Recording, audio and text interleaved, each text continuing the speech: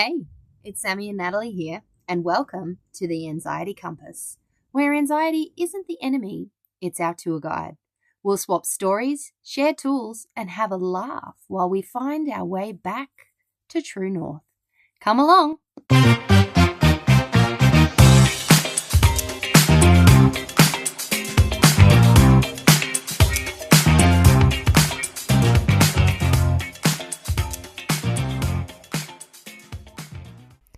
Just a quick note before we begin.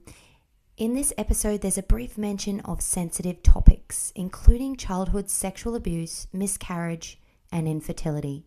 We don't go into detail, but please take care while listening and feel free to skip ahead if you feel you need to.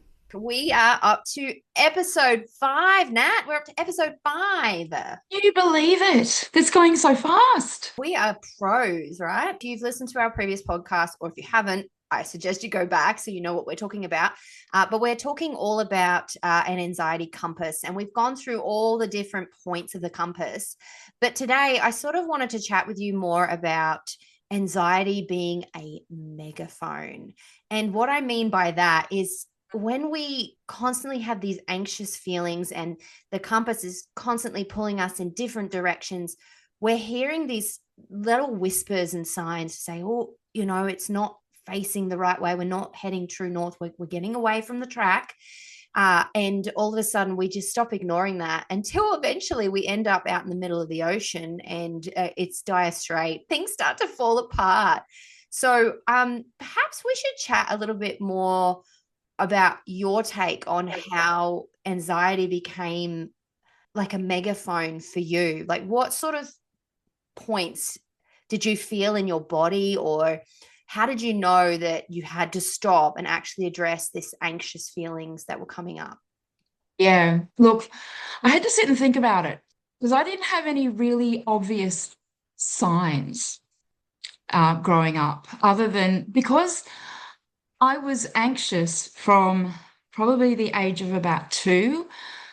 I didn't realize. I mean, that was my normal. And I didn't have any really obvious signs like growing up or even as a teenager of, I had no gut issues. Because I was performing a lot, like I'd get nervous before a performance or whatever. So as we've talked about in previous episodes, about the diarrhea or, constipation, and I would get diarrhea before the performance because I was nervous. Yes. So for me, it wasn't an obvious sign that there was anxiety. It was just I was nervous before a performance, which is normal. Sleep, I slept well, but there were like a really early sign for me, and it wasn't even a body thing, it was more of a physical thing, was when I was about 12, 11. Before I'd go to sleep, I would put all these obstacles around my bed from the window because, I had actually been sexually abused by a family friend when I was about 9.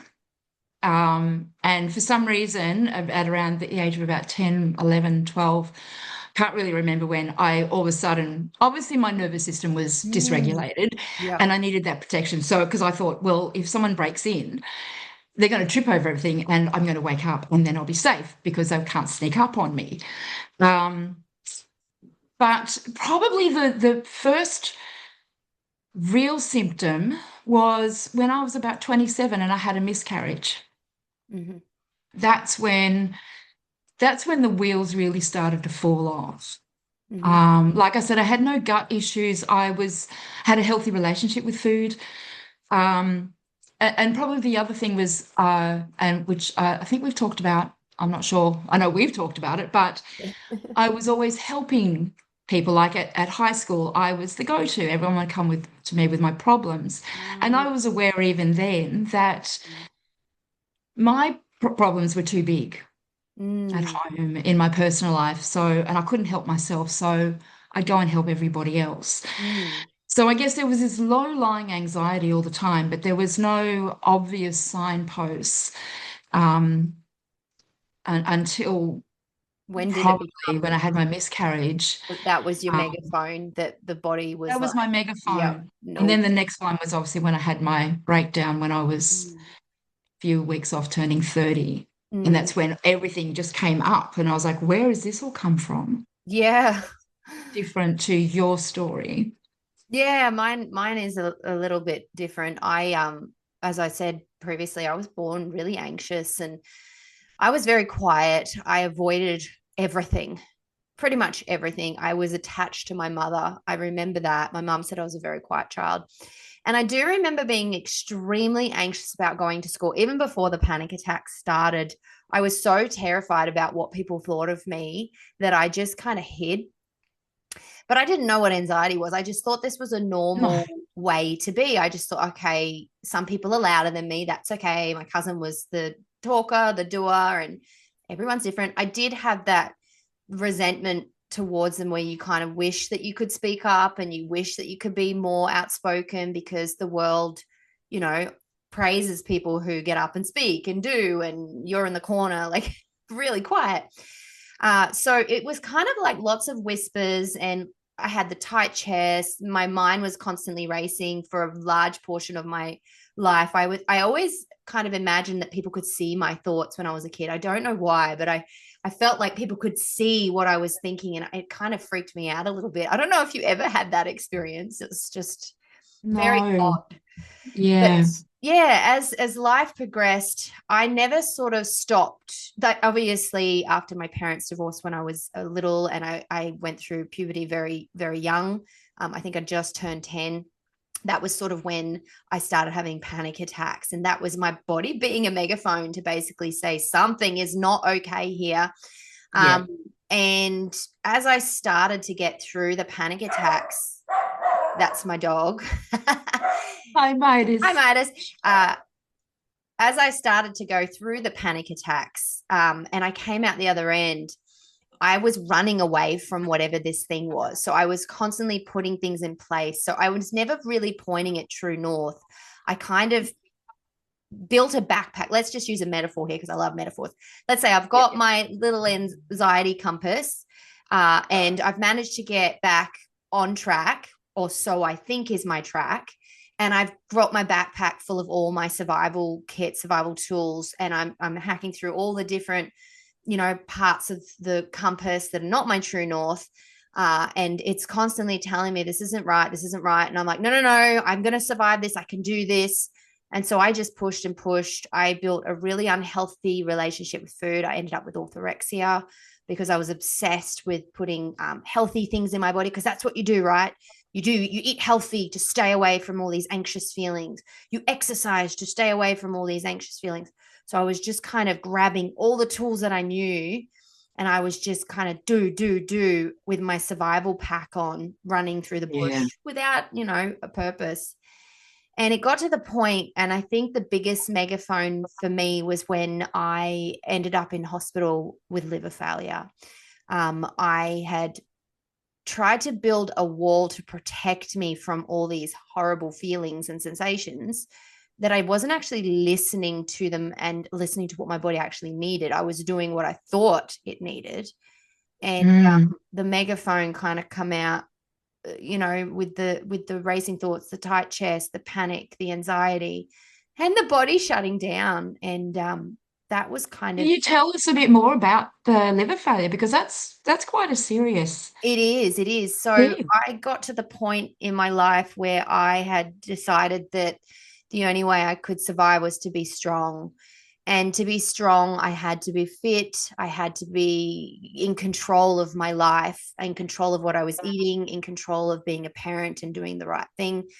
I pushed myself to extremes with dieting and exercise that I decided to do a fitness comp, and I was eating a high keto diet. So it was high protein, high fats. Apologies, that's my dog again. He's on high alert for packages that come in. Yeah, so I ended up one day, I just started feeling really, really tired. Like I couldn't even lift up my kids. I couldn't do anything. And I was like, why am I not strong anymore? Why is this not working anymore? I'm doing all the things, right? And I had a weird sensation on the right side of my body. Is that right? Yeah, the right side of my body. And I was like, something's not right. And I instinctively knew it was not good. So I drove myself to the hospital because Nige was at home with the kids. And when I got to the hospital, they were really concerned about whether I drank and did drugs or did alcohol. And I'm like, I don't do any of those things. What are you talking about? And then they started asking about my relationship with food. And I was like, what's that about? And if I lived alone. And then when they came back to me and they told me that you have acute liver failure, like that wasn't good. Mm, yep. Yeah. Yeah, so I think for me Wow. it was anxiety being a megaphone. I constantly ignored it until one day it screamed at me. And I think that's what Yeah. happens to a lot of people that end up in our clinic. It's like they keep ignoring signs and symptoms, and whether they're taking medication to cover up these symptoms or doing things to just make them feel less, like numbing themselves with certain things to the point where it's like, hello, I'm done with you. We need to fix it. Absolutely. Mm. Absolutely. And in our society, especially alcohol, it is such an accepted thing. So, Mm. I see in my clinic all the time, women come home and the first thing I do is pour a glass of wine while they're making dinner, Yeah. to help relax, Yeah. because it's such an accepted thing in our society that so people don't realize that it's actually can be an issue. Yeah, Therefore, exactly. And it can it's lead to, numbing themselves, calming themselves down. Just, yeah. Yeah, I totally agree with you. I was listening to someone the other day and they were saying, for what purpose do you drink alcohol? And when you really sit down and think about that, because some people just do it as a habit, they don't even yeah, understand the reasons behind why they're drinking alcohol, and it doesn't really benefit us in any way, shape, or form. I've had a few no, clients who've told me that their psychologist or doctor has recommended they don't stop drinking alcohol for their sanity. And I'm like, hang on a minute, wow. that if they get Okay. rid of it, it could be dangerous because it could not numb and they could get lost in their thoughts and it could end up poorly. Overwhelm them. Yeah. Yeah. That's when you feel like you're drowning. That's Yeah, what happened to exactly. me. Yeah. So, um, burnout, health issues, panic attacks, that's your body's and the anxiety basically blurting the loud megaphone at us. Absolutely. And also other things that I can add to that is things like you just feel you're constantly irritable or you Mm, don't have any patience or less patience than you used to have. They're also these subtle signs that your body just isn't coping. yeah, yeah. The compass is going around and around in circles, and Yeah. everything's pissing you off, so to speak. Yeah. But when we look at, because I'm all about the science behind this, for me, and we were talking about this the other episode, for me, when my liver carked it, or it didn't cark it, let's be honest, it just was not going well, and I had to give it lots of love. I did the cortisol salivary test. And so for me, it was flatlined. I wasn't producing it anymore. And that was why whenever I walked up a flight of stairs, for example, I would be puffed and my muscles would hurt so bad, like so bad, that the only way I could sort of repair myself was to do nothing, which is the hardest Yeah. thing to do when you are someone who's just constantly doing to numb, doing to numb. That's Doing another tonight. way. Absolutely. Well, that's part of that freeze, because I was a bit like that. I would procrastinate as a teenager. That was another sign. Mm, But for me, when I had the miscarriage, it was because I developed fibroids. mm, Hence why I never was able to have children. yeah. I just couldn't hold a pregnancy. Mm, And chronic stress, there is actually a link between fibroids. I mean, there's definitely a link between hormones, which we'll dive into another episode. But I noticed that when I did research, I mean, obviously years later, I didn't know the correlation then, but um, growing up, up until the age of 27, I had perfect periods. You know, I used to boast about saying I've got literally a textbook period.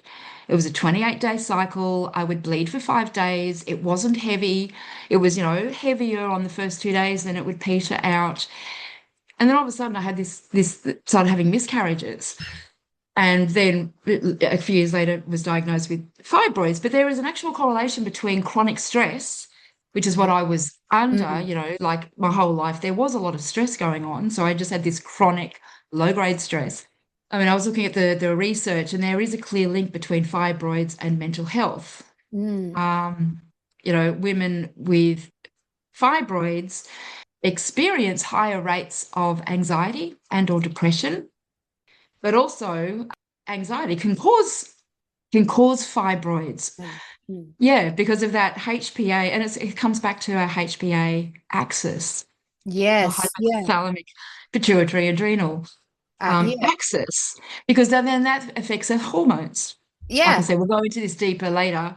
But Yeah. then, and of course, because I had fibroids, all of a sudden after my miscarriage, I then started having really heavy periods, and they progressively got worse over the years. So, of course, I was extremely low in iron, Yeah. which It then all intertwines. perpetuated the anxiety, Mm. you know. Gosh, it's so true. I found in clinic specifically, every single case, I'm not even joking, every single case, it must have been because I was attracting these types of women into my clinic, but they were all at the core of it all was the stress and the people pleasing and the Yep. overthinking.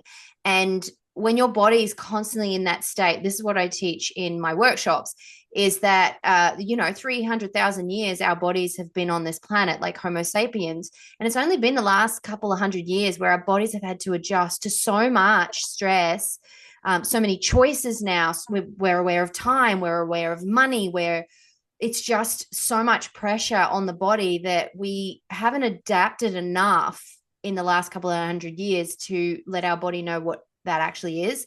So it's facing Absolutely. it all as a tiger chasing us. And so your Yes. body's constantly breaking down, ready to run away, and it's using up all these crucial nutrients that our body needs. So I find that a lot of illnesses and stress on the body, it comes down to obviously your genetics as well. Yeah. You kind of switch on these things and accelerate them, Yeah. because your body's in a constant state of stress. And so, Absolutely. yeah, they would come in with headaches, or they'd come in with heavy periods, or they'd come in with fibroids, or they come in with, you name it, thyroid dysfunction. Yeah. You could pinpoint the moment where it sort of happened, like giving birth, or, there was a An really event. on moment that would push their Yes. autoimmune illnesses. It would push them into this that would be the megaphone. That would be the Yeah, megaphone. Yeah. absolutely. Talking about tigers, anyone who's listening who wants to read, or there was a really amazing book that was it was published in 1997, by Peter Levine, who is a doctor. And the title of the book is called Waking the Tiger, Healing Trauma. I read it, my psychiatrist gave it to me in about 2001, 2002 to read. And it was revolutionary at the time, because he had observed how, so the author had noticed, I think he was watching a documentary or something one day, and he was watching, it was on animals, so like in Africa or somewhere, and he noticed that a tiger was chasing a deer or an antler or something, and it had a happy ending. The deer or antler, whoever it was, got away. But he noticed that after this stressful event of being chased, and it had fallen down, and then it got up and it literally shook itself. And Mm. that's what sparked this book of, and we now know it as, a lot of Shake. somatic work is shaking it Yes. out, because we store so much in our body. So if anyone is interested in reading about this, that's a really, really great book. I have not read that book, believe it or Oh, you not. And should. I've read It's a lot of really, really books. great. I actually do that. When I'm feeling anxious, I shake it out. I dance, Yes, move. I I do have too. to go to the gym. And people are like, oh, well, you go to the gym. It's like, this is how I release energy that's built Yes, up, this anxious energy. absolutely. I think that's one of the Yeah. reasons why I was drawn to become a dancer, like, and study dance and Yeah. become a dancer, because I always felt caught up better when I was moving my body. I was able to move the emotions through. Also, because I couldn't express what was going on, I actually found that I was expressing myself Through through dance. dance. And And I through still the use it dance. today. If I find myself feeling dysregulated, that's the Mm, first thing I do before I do breath work or anything else, because sometimes I'm too dysregulated to do breath work. yeah. I will put on my favorite music and I will literally dance around the lounge room. I do that. My song that I do is Gloria Estefan's Conga. Yeah, Oh, yeah, as that's a soon great as I song. hear it, it's like my whole body just shifts. Music is so powerful. It Um, really is. but yeah, I guess what we're trying to say is if you're chronically in this state, we're meant to experience stress, right? Like you've got to be Yes, jumping away from a car if it's coming at you, or if someone's at the door delivering absolutely. a package and your dog goes off, you know, these kinds of Yes. things happen. But the problem Yeah. is if we're doing it too much, we end up with nutrient malabsorption, a weakened immune system, gut issues, you name it, and it just keeps extending on to the next thing, to the next thing. And eventually, all that anxious buildup and people pleasing and all the things you're doing that are keeping you in this state, it turns into a megaphone to come back. You're going the wrong way. We might wrap up this episode here, but anxiety is a messenger. It's not an enemy. What are you anxious Yes. about? Instead of saying, how do I get rid of this feeling? What can I do to get rid of this? You say, what is my body trying to tell me right now? Exactly. And that reframe really lights things up for you. It's like Absolutely. standing Yeah. in the middle of the track with your compass going crazy, going, what's going on here? Don't throw the compass. You look at No. it and you try and figure it out. And as we've talked about before, it's coming home to our body, coming Yeah. home to ourselves. So Yeah. yeah, as you said, instead of looking at it as the enemy, and it's trying to hurt us, it's Yeah. just our body Your telling us body's that it freaking just out. needs help. What's going on out there? Yeah. What are you It's doing just to like, me? Yeah. What's absolutely. with your Yes. environment? Who are you hanging around? What's going Yes. on? It wants to know. So I was thinking we should do some sort of audience reflection. So if you're listening, Yes. I would love for you guys to think that where might you be muting your body's signals right now? What are you trying to block? And can you sit with that? Can you journal in that? Can you really get to know why you're trying to avoid certain feelings and emotions in your body? Mm. Do you have any more on that? No, that's a short, salient journaling prompt. Yeah, it is, isn't it? Uh, Yeah. Because one. also when you're anxious and you're doing the overthinking, giving people too much is going to Oh be a yeah. barrier then as well. So I think keeping it nice and short and simple and sweet. On that note, we're going to leave it here. And Yes. we're going to meet you guys in the next episode. And it will be why True North isn't on your Google Maps. Thanks for joining us on the Anxiety Compass. If you loved this episode, share it with a friend who needs a little laugh and a lot of calm. We'll see you in the next one. Keep following your True North.